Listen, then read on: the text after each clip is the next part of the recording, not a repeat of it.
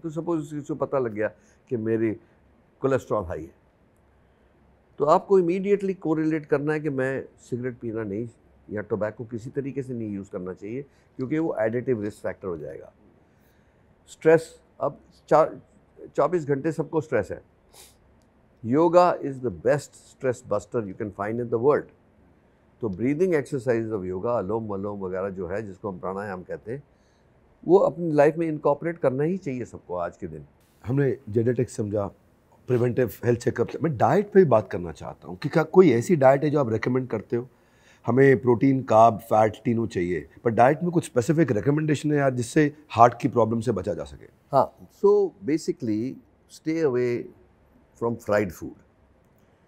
Fried food खास करके, अगर जो रीफ्राइड फूड है, मतलब क्या मतलब, जैसे आप जाते हैं एक कहीं फ्राइंग कर रहा है बाज़ार में या घर पे भी, एक बार उसको यूज़ कर लिया, फिर उसको स्टोर कर लिया और फिर यूज़ किया, तो that is the most dangerous fried food you can get. So घर में उतना ही यूज़ करो जितना यूज़ हो जाएगा, और उसको फिर रीयूज़ नहीं करना है। जैसे अब ये ऑयल्स हैं, सफोला, कॉर्नोला वगैरह वगैरह, ये तकरीबन सब एक से हैं, they are mono saturated, so it's good.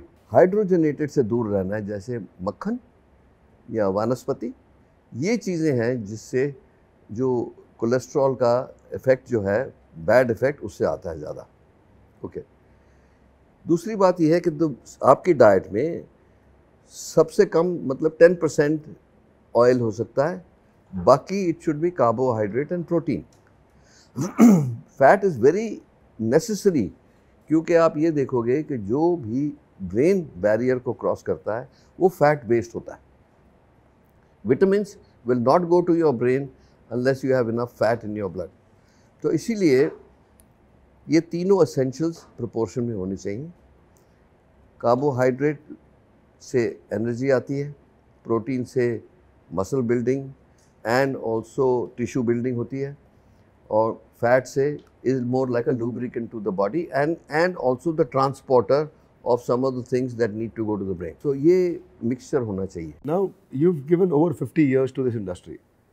जब इस बिजनेस में आते हैं, इस प्रोफेशन में आते हैं, डॉक्टर बनते हैं, वैसे तो भारत में माँ बाप जो है नामकरण से पहले कामकरण कर देते हैं कि आप ये काम करना भैया आगे चल के। आपके दोनों पेरेंट डॉक्टर थे, फिर भी उन्होंने बोला कि भाई नहीं नहीं, जो है बड़ा पेशेंट का प्रेशर, ये प्रेशर वो प्रेशर। मैंने सुना कि उन्होंने कहा कि डॉक्टर मत बनो, तो बड़ा खोना पाना पड़ता है इसमें, सक्सेस का एक्सेस इतनी आसानी से मिलता नहीं है।